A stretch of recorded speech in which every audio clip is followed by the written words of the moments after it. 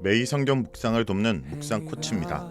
함께 읽고 나눌 말씀은 요한복음 4장 27절에서 24절까지 말씀입니다.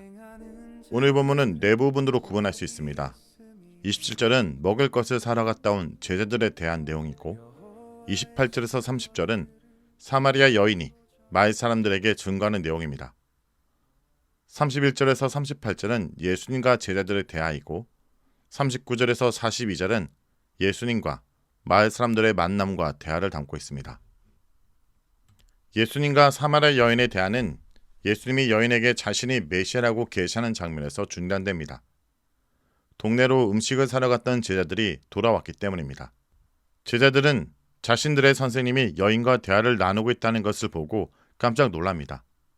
아마도 그런 일은 쓸데없는 일이라고 생각했기 때문입니다. 하지만 스승을 존경하고 있기에 예수님께서 왜 사마리아 여인과 대화를 했는지, 무슨 이야기를 나누는지 아무도 묻지는 않았습니다. 제자들이 질문으로 남겨둔 것이 아니라 선생님에게는 자기들이 모르는 더 큰 뜻이 있을 거라는 마음에서 그렇게 했을 것입니다. 제자들은 이 문제를 더 이상 거론하진 않습니다. 그 사이 여인은 예수님이 메시아라고 하는 말에 감동이 되어 동네로 들어가 예수님에 대해서 전합니다. 이 예수가 자신의 과거를 다 알고 말하는 사람이라 소개합니다. 사실 예수님이 말한 것은 남편에 대한 것뿐이지만 여인은 약간 가장해서 말합니다. 그리고 이 사람이야말로 유대인이 기다리던 메시아, 그리스도일 것이라고 증언합니다. 이에 사람들이 예수님을 보러 동네에서 나옵니다. 여인은 계속해서 예수님에 대해서 의문을 제기하다가 이제는 자신이 아는 만큼 예수님을 증거하는 사람으로 변한 것입니다. 31절부터는 예수님과 제자들의 대화입니다. 여인이 마을에 간 사이 예수님과 제자들의 대화가 진행됩니다. 제자들이 예수님께 식사하시라고 권하자 예수님은 자기 양식이 따로 있다고 말씀하십니다. 제자들이 누가 먹을 것을 주었는지 상의하자 예수님은 제자들에게 자신의 참 양식과 사역에 대해 설명합니다. 두 가지를 살펴볼 필요가 있습니다. 첫째는 예수님의 참된 양식입니다. 마치 사람이 빵으로만 사는 것이 아님을 보여주듯 예수님은 하나님의 뜻을 이루는 것이 자기 양식이라고 하십니다. 그의 표현에는 두 가지 요소가 들어 있습니다. 하나는 하나님을 향한 초점입니다. 그는 자신의 사항보다 하나님의 뜻을 우선시했습니다. 세상 사람들을 사랑해서 자신의 자녀로 함께하고픈 아버지의 마음을 놓치지 않았습니다. 또 다른 요소는 소명에 대한 신실함입니다. 예수님은 자신을 보낸 분의 뜻을 행하고 이루는 것을 중시했습니다. 사마리아 여인의 경우는 긍정적으로 반응했지만 부정적 반응들도 많았습니다. 그러나 그것과 상관없이 계시자와 구원자로서의 일을 끝까지 수행하는 것이 중요했고 나중에 예수님은 자신의 소명을 잘 수행해 하나님을 영화롭게 했다고 기도합니다. 둘째, 예수님과 제자들의 추수 사역입니다. 제자들은 예수님의 사역 연장선에 있습니다. 하나님이 예수님을 보냈듯이 예수님이 제자들을 보냈기 때문입니다. 하나님 뜻을 이루는 예수님의 참 양식을 제자들도 공유하기를 기대한 것입니다. 예수님은 자신과 제자들의 사역을 농사와 관련한 두 가지 말로 설명합니다. 예수님의 사역 묘사는 넉 달이 지나야 추수할 때가 이른다는 말로 시작합니다. 때에 대한 것인데 씨를 뿌린 시점을 중심으로 추수 때를 보는 것입니다. 그런데 예수님의 시점을 바꾸어 지금 추수 때가 되었고 씨 뿌린 자도 같이 즐거워하기 위해 추수하는 자들이 자기 삭슬 받고 영생에 이르는 열매를 거두고 있다 합니다. 여기서 추수하는 자는 예수님을 지칭하고 씨 뿌린 자는 선지자와 요한을 비롯한 메시아 사역의 준비자들을 의미할 것입니다. 지금 예수님을 통해 추수기, 곧 하나님 나라 회복의 때가 시작되었으며 곡식을 수확하듯 사람들을 하나님 나라로 이끌어 영생을 얻게 하고 있다는 말씀입니다. 여기에는 사마리아 여자와 곧 예수님에게로 올 마을 사람들도 포함됩니다. 예수님의 이 사역으로 하나님 나라를 고대하고 준비한 자들도 함께 즐거워하게 될 것입니다.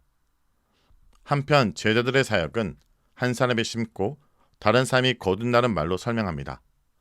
여기서 심는 자는 앞서 말한 예수님이나 제자들 이전에 하나님 나라를 위해 노력한 사람들을 의미하고 추수하는 자는 제자들입니다. 즉 예수님이 하나님 나라와 관련한 추수 사역을 위해 제자들을 보낼 것인데 그들은 이전 사람들이 노력한 것에 참여해 자신이 심지 않은 것을 거두게 될 것이라는 의미입니다. 제자들은 이제 사마리아 마을 사람들을 통해 예수님의 가르침을 실제로 경험하게 됩니다. 39절에서 42절은 예수님과 마을 사람들에 대한 내용입니다. 여자의 증거로 동네에서 많은 사마리아인이 예수님을 믿었습니다. 그들이 예수님께로 와서 함께 있기를 청하자 예수님은 이틀을 더 유하며 마을 사람들을 가르쳤습니다. 여기서 주목할 내용이 있습니다. 첫째, 사마리아인과 유대인들의 갈등이 사라졌습니다. 사마리아인들이 예수님을 환영하고 가르침을 들었고 예수님은 그들과 함께 있습니다. 적어도 이 마을에선 유대인, 사마리아인의 구분이 없었고 예수를 믿는 사람만 있을 뿐입니다. 아버지와 자녀의 새 언약 관계가 사마리아인에게 성취되고 영과 진리로 새롭게 예배할 자들이 된 것입니다. 둘째, 예수님에 대한 사람들의 고백입니다. 나다나엘이 예수님을 이스라엘 왕으로 인정했다면 그들은 세상의 구원자라고 말합니다. 유대인을 넘어 온 세상을 구원할 자라는 말이며 예수님을 메시아와 참된 왕으로 고백한 것입니다. 모든 복음서에서 여기만 나오는 독특한 고백입니다. 세상을 사랑해서 예수님을 보낸 하나님의 뜻이 성취되어 간 것입니다. 셋째, 하나님 나라의 회복 과정입니다. 한 여인을 향한 예수님의 증거가 마을 공동체로 확산되고 있습니다. 마을 사람들이 처음에는 여자의 고백에 믿음을 갖게 되었지만 예수님의 말씀을 통해 더욱 구체적 믿음의 고백을 한 것을 보면 집단적인 회심이라기보다 예수님을 믿는 각각의 사람들이 많아진 것으로 이해할 수 있습니다. 사람이 거듭나야 하나님 나라를 볼 수 있다고 니고데모에게 말한 원리의 실제 사례입니다. 이 모든 것은 한 사람에 대한 예수님의 관심에서 시작되었고 사람들이 예수님의 말씀에 잘 반응한 결과입니다. 넷째, 제자들의 모습입니다. 그들은 아직 유대인, 사마리아인의 틀을 벗지 못했는데 이 사항을 어떻게 이해했을까요? 사마리아인들이 예수님을 세상의 구주로 말한 것에 동의했을까요?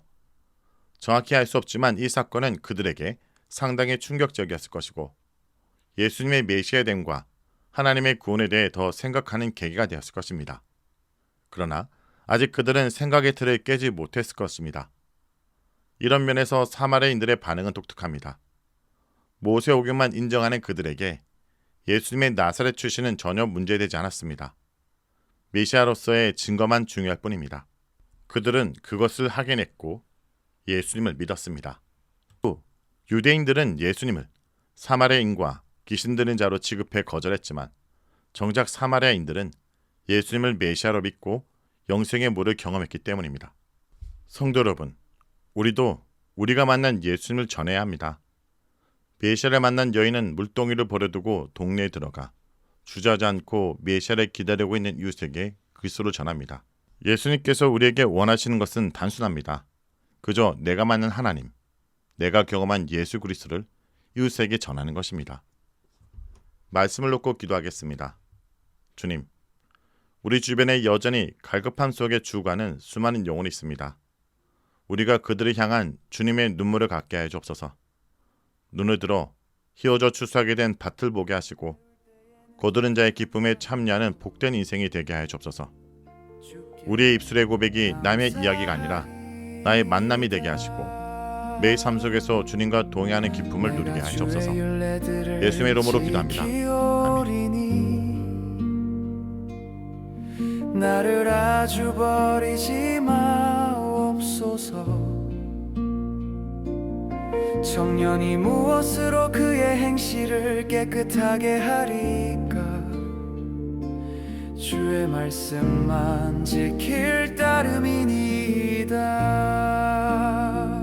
내가 전심으로 주를 찾았사오니 주의 계명에서 떠나지 말게 하소서. 내가 주께 범죄하지 아니하려 하여 주의 말씀을